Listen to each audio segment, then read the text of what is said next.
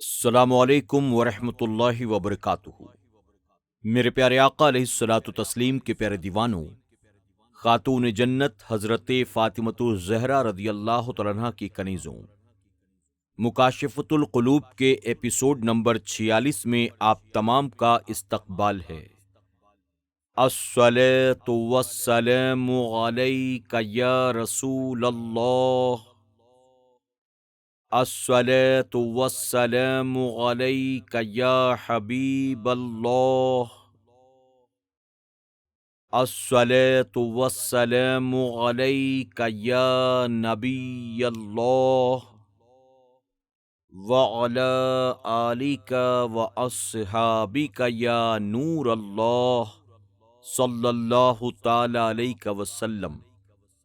میرے پیارے آقا علیہ الصلوۃ والتسلیم کے پیارے دیوانوں، خاتون جنت حضرت فاطمۃ الزہرا رضی اللہ تعالیٰ عنہا کی کنیزوں، کل کے ایپیسوڈ کے آخر میں 34ویں باب کا آغاز ہوا تھا جو فقیروں کی فضیلت کے تعلق سے ہے۔ آئیے اسی 34ویں باب سے مزید کچھ باتیں آج کے ایپیسوڈ میں ہم اور آپ سماعت کرتے ہیں۔ دیندار شکار نہ کر سکا اور دنیا دار کو خوب شکار ہوا۔ حضرت عطا خراسانی رحمۃ اللہ تعالی علیہ سے منقول ہے، اللہ تعالیٰ کے ایک نبی کا ندی کے کنارے سے گزر ہوا۔ وہاں انہوں نے دیکھا ایک شخص مچھلیوں کا شکار کر رہا ہے۔ اس نے اللہ تعالیٰ کا نام لے کر ندی میں جال ڈالا، مگر کوئی مچھلی نہ پھنسی۔ پھر انہی نبی کا گزر ایک دوسرے شخص کے قریب سے ہوا جو مچھلیوں کا شکار کر رہا تھا۔ اس نے شیطان کا نام لے کر اپنا جال پھینکا، جب جال کھینچا تو وہ مچھلیوں سے بھرا نکلا۔ اللہ کے نبی نے بارگاہ رب العزت میں عرض کیا، اے عالم الغیب، اس میں کیا راز ہے؟ اللہ تعالیٰ نے فرشتوں کو حکم دیا کہ میرے نبی کو ان دو شخصوں کا مقام آخرت دکھلاؤ۔ جب انہوں نے پہلے شخص کا اللہ تعالیٰ کے حضور عزت و وقار اور دوسرے شخص کی بے حرمتی دیکھی تو بے ساختہ کہہ اٹھے، الہ العالمین، میں تیری تقسیم پر راضی ہوں۔ نبی کریم صلی اللہ علیہ وسلم کا فرمان ہے، میں نے جنت کو دیکھا، اس میں اکثر فقیر تھے۔ میں نے جہنم کو دیکھا، اس میں اکثر امیر اور عورتیں تھیں۔ ایک روایت میں ہے، حضور اکرم صلی اللہ علیہ وسلم نے دریافت کیا، مالدار کہاں ہیں؟ تو مجھے بتایا گیا، انہیں مالداری نے گرفتار کر رکھا ہے۔ ایک دوسری حدیث میں ہے، میں نے جہنم میں اکثر عورتوں کو دیکھ کر کہا، ایسا کیوں ہے؟ تو مجھے بتایا گیا، یہ ان کی سونے اور خوشبوؤں سے محبت کی وجہ سے ہے۔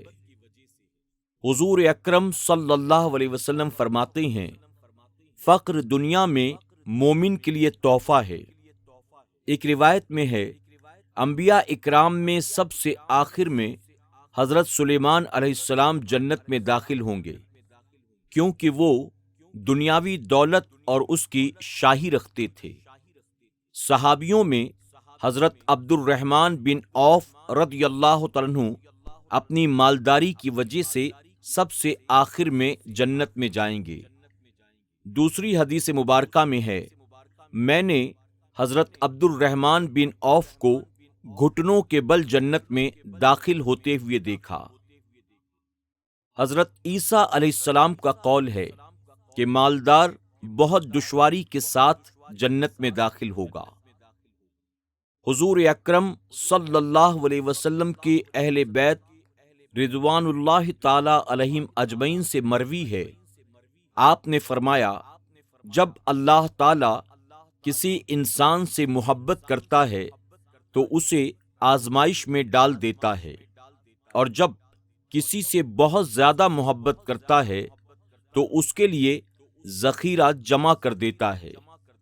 پوچھا گیا، حضور ذخیرہ کیسا ہوتا ہے؟ آپ نے فرمایا اس انسان کے مال اور اولاد میں سے کچھ باقی نہیں رہتا۔ حدیث شریف میں ہے، جب تو فقر کو اپنی طرف متوجہ پائے تو اسے خوش آمدید کہے، اور اے نیکیوں کی علامت کہہ کر اس کا خیر مقدم کر، اور جب تم مال و دولت کو اپنی طرف آتا دیکھو تو کہو دنیا میں سے یہ کسی گناہ کی جلدی سزا مل رہی ہے۔ حضرت موسیٰ علیہ السلام نے اللہ تعالیٰ سے عرض کیا، الہی، مخلوق میں تیرے دوست کون سے ہیں تاکہ میں ان سے محبت کروں؟ اللہ تعالیٰ نے فرمایا، فقیر اور فقیر۔ حضرت عیسیٰ علیہ السلام کا فرمان ہے، میں فقر کو دوست رکھتا ہوں اور مالداری سے نفرت کرتا ہوں، اور آپ کو اے مسکین کہہ کر بلایا جانا سب ناموں میں سب سے اچھا لگتا ہے۔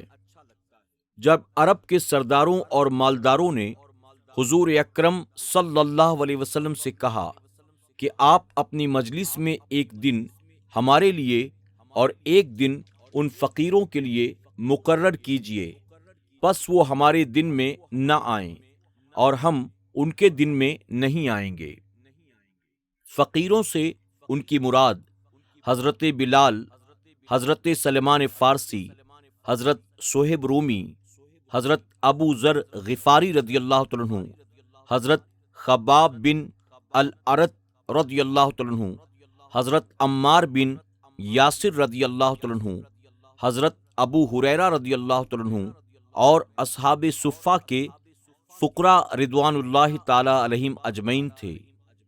حضور اکرم صلی اللہ علیہ وسلم نے اس بات کو مان لیا، کیونکہ ان فقیروں کے لباس سے ان دولت مندوں کو بدبو آتی تھی۔ ان فقیروں کے لباس اون کے تھے، اور پسینہ آنے کی صورت میں ان کے کپڑے سے جو بو آتی تھی وہ اقرہ بن حابس تیمی، عینہ بن حسن فزاری، عباس بن مراد سلمی اور دوسرے عرب کے دولت مندوں کو بہت بے چین کر دیا کرتی تھی۔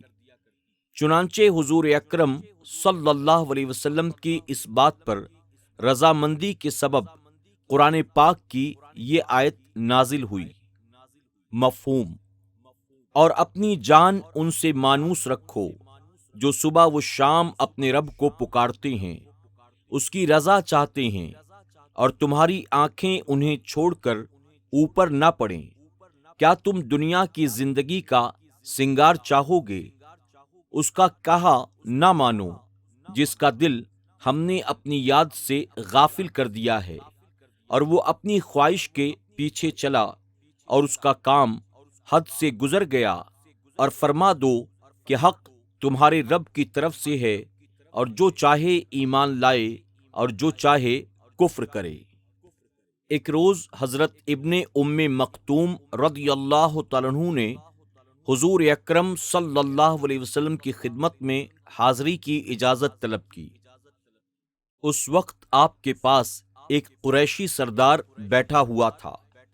آپ کو اس وقت ابن مکتوم کا آنا اچھا معلوم نہیں ہوا۔ تب اللہ تعالیٰ نے یہ آیت نازل فرمائی، مفہوم: اس نے تیوری چڑھائی اور منہ موڑ لیا جب اس کے پاس نابینا آیا، اور کس چیز نے تمہیں یہ معلوم کرایا کہ شاید وہ پاک ہو جاتا یا نصیحت سنتا، پس اسے نصیحت فائدہ دیتی۔ جو شخص بے پرواہی کرتا ہے تم اس کی خاطر اسے روکتے ہو۔ یہاں نابینا سے مراد حضرت ابن مکتوم رضی اللہ تعالیٰ عنہ، اور بے پرواہ شخص سے مراد وہ قریشی سردار ہے جو حضور اکرم صلی اللہ علیہ وسلم کی خدمت میں آیا ہوا تھا۔ دنیا کے نامراد بندے کی قیامت میں عزت۔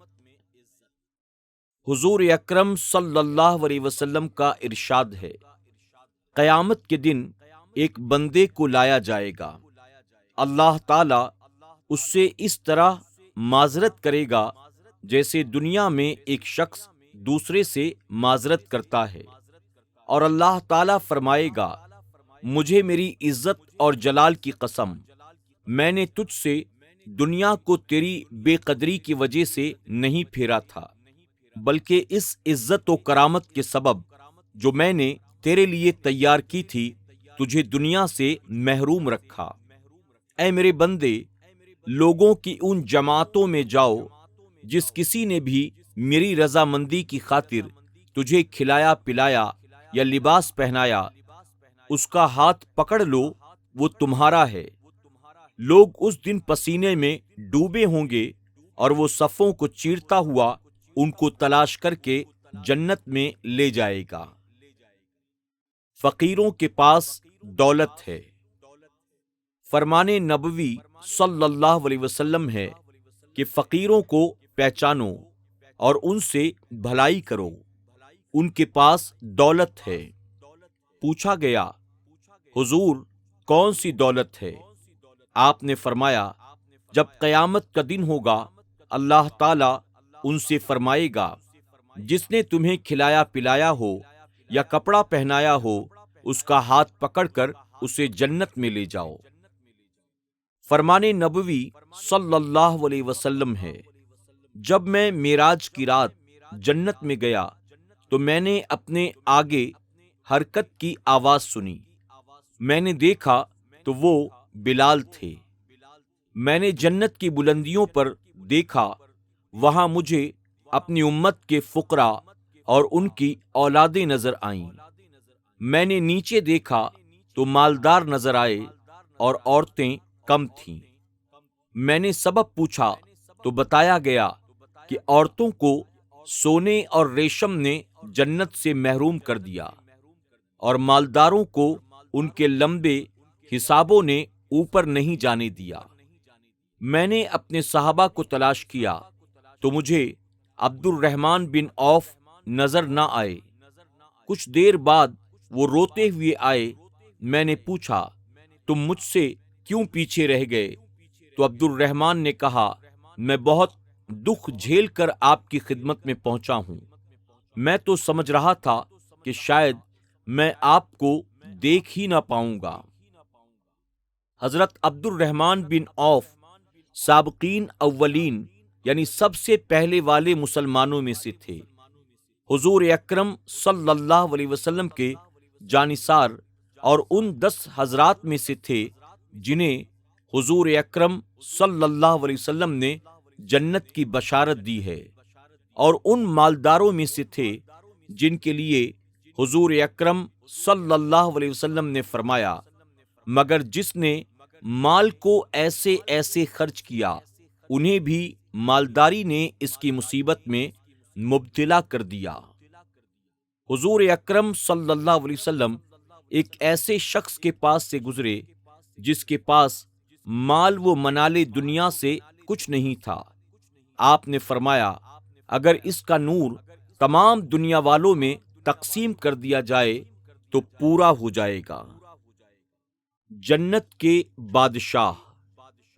نبی کریم صلی اللہ علیہ وسلم فرماتے ہیں، کیا میں جنتی بادشاہوں کے بارے میں تمہیں نہ بتاؤں؟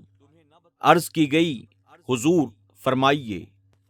حضور اکرم صلی اللہ علیہ وسلم نے فرمایا، ہر وہ شخص جسے کمزور و ناتواں سمجھا گیا، غبار آلود پریشان بالوں والا، 2 پھٹی پرانی چادروں والا، جسے کوئی خاطر میں نہیں لاتا تھا، اگر وہ اللہ کی قسم اٹھا لے تو اللہ تعالیٰ اس کی قسم کو ضرور پوری کرتا ہے۔